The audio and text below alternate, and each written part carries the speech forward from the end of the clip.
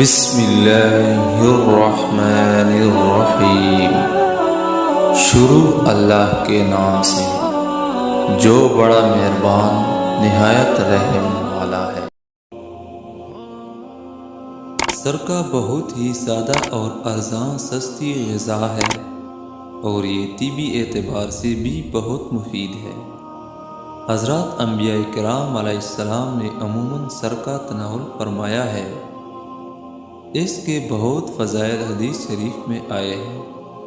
ایک مرتبہ نبی کریم صلی اللہ علیہ وآلہ وسلم نے گھر والوں سے سالن دریافت کیا۔ انہوں نے کہا، ہمارے یہاں سرکہ کے سوا کچھ نہیں۔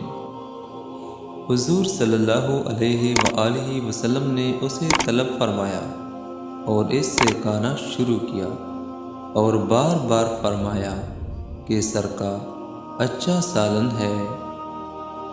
مشائخ کرام فرماتے ہیں کہ گھر میں سرکہ رکھنے سے محتاجی و غربت سے حفاظت رہتی ہے اور تنگ دستی کا خاتمہ ہوتا ہے۔ یہ حدیث صحیح مسلم شریف کی ہے۔